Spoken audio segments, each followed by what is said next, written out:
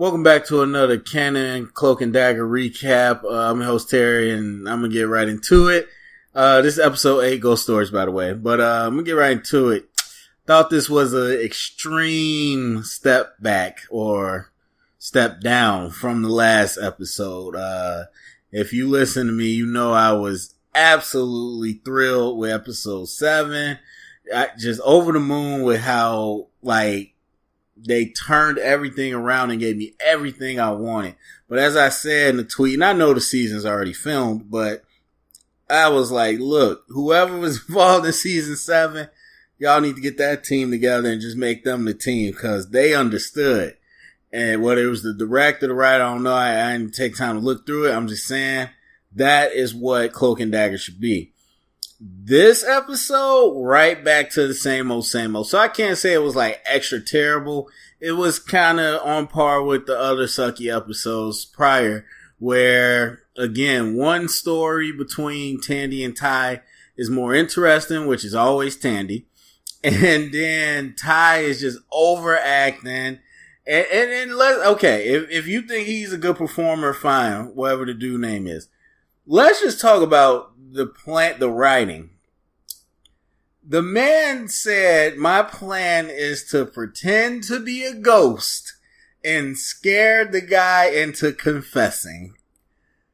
I couldn't even believe that was real. It was like I was having a dream about a sucky episode of Cloak and Dagger. That's only the time you would see something that dumb. I'm like, this can't be the actual episode. Who wrote that? Yes, he can vanish. I get it.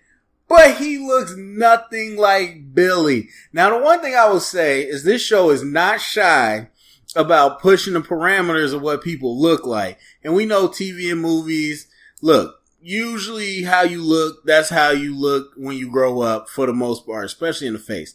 But in TVs and movies, they just use different actors, whatever. The kid looks nothing. Little kid Tyrone looks nothing like the actor playing Tyrone. Whatever, I can forgive that. But then they're going to try to pass him off as Billy, and he looks nothing like Billy. And I'm like, okay, if you got the cloak and you moving in shadows, fine. But he got in his face. Talk to him. Now, it's not like the cop knows Billy well, but if I would just have to imagine that a cop would be like, that's not the dude. Even if you scared, people say he was scared, he was in the moment, whatever. Dumb. And so that whole thing was dumb. Throw out the way they performed.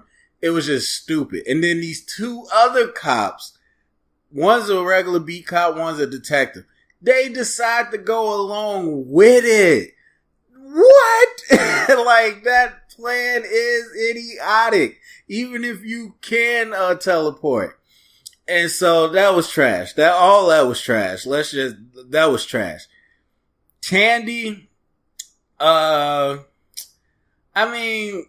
don't know. I knew once they got the Hess out of the coma or whatever that he was going to be able to just fill in gaps to kind of make it easier. And so it wasn't that exciting as far as her discovering the evidence and all that. It was a little fast. The way they concluded it was interesting. So I'm really split on this idea that Tandy ultimately decides to say, screw my dad, let me get this money. Now that plays into what she's been so far, but so far it's always been she's been that way out of necessity. She's been that way because the times are hard, but she continues to have this. Well, I take that back. She wasn't fighting for her dad until after the powers and stuff. So yeah, okay. She didn't have that humble or that wholesomeness in her spirit. So she was a little bad girl. Whatever, fine. But even still, the quick turn was just too quick for me. Because it all centers on a memory of her dad hitting the mom. Now, I'm not condoning that. I wouldn't condone the mom hitting the dad. I wouldn't condone any of it. But people aren't perfect. She should know that out of everybody. She is nowhere near perfect. Her mom is nowhere near. Screw that.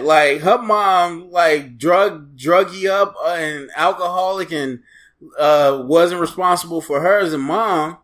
And so we not going to just, I don't know. To me, everybody got flaws. She's seen many flaws in many people. But to see that her dad was abusive with her mom one time, and it could be more times or whatever, we don't know. It obviously wasn't terrible because she would have known as a kid like she was getting beat up constantly. But just because she saw that one time, she just flipped the switch. It was too sudden for me. I didn't believe it. Like, you didn't want to, I know it's hard to talk to your mom, but you didn't want to like dig and find out. Was he a monster? Was that a one-time thing? Like, did y'all fight a lot? What was that?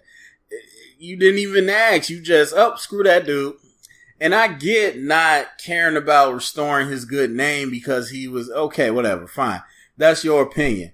But you still should want to take down a corrupt company that's killing people, that killed your mom's girl or your mom's boyfriend and like burned his place down and created some type of stuff that affecting people and giving power. Like, don't you think that is worth, still pursuing?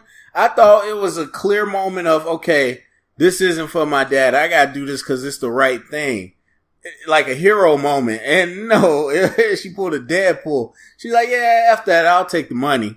And he didn't even kill her. What? Y'all just exchanged it. Like, they didn't show it, but you just, here's the evidence. Oh, here's the money. All right, let's go about our way. They didn't light this little girl up. Like, I'm sure she could have said, I got copies or something. But even still, I don't know. It just was too much. It happened too fast and it wasn't believable. I didn't like the conclusion of it. I'm more invested in her story. And of course, this probably isn't the end, but as far as where we are now, I'm just like, wow, really? Oh, slap my mom. That's it. F this dude.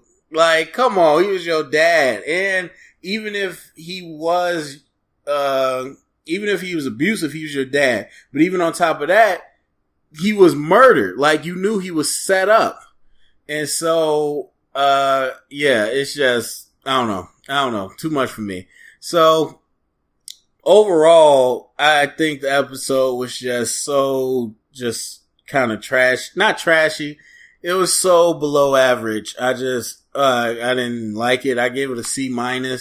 If I have to grade it, it was not good. However, let me point out the Easter egg. I'm sure y'all know because I'm late with the review, but they connected to the Netflix joint.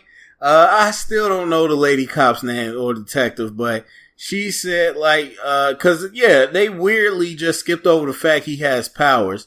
But then eventually the cop and the detective lady, they talked and was like, yo, he got power. That's weird. She was like, oh, well, that's nothing. I seen him in New York. And I'm like, oh, snap. She referencing the Defenders. That's it. But then she was like, oh, did you meet my friend Misty? I got to introduce you to Misty. First of all, Misty's in New York. Y'all in New Orleans. How would he have met her? Anyway, but still. So they didn't just say like, oh, blase, blah, like they name dropped Misty, connected straight to Luke Cage. That's where she worked as a cop, like in Harlem, all that. And I know I've had this debate, like people like, oh, it doesn't mean nothing because they're naming stuff in the Netflix stuff now. It's huge. It's huge to me. And I believe it's huge.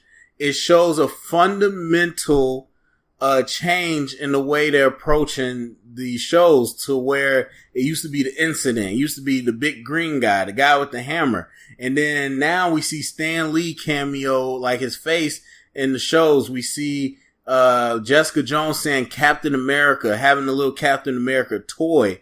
We see the Raft, which is a popular Marvel prison, but also it was in Civil War. They was all in the Raft. So we seeing all these things coalesce together.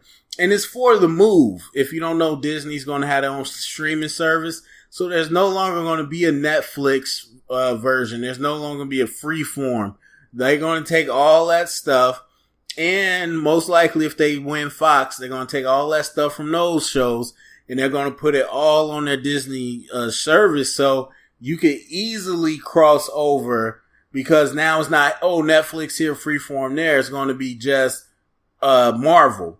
And so they're going to be able to cross over the Cloak and Dagger with the Heroes for Hire. That'd be so raw. So they setting the seas, man. That was the most exciting part of this episode. So anyway, that's why I thought. Go to the comment section. Let me know what you thought about the episode. Thumbs up, subscribe, share it around, get the convo started. Remember, if you heard it here, it's official canon.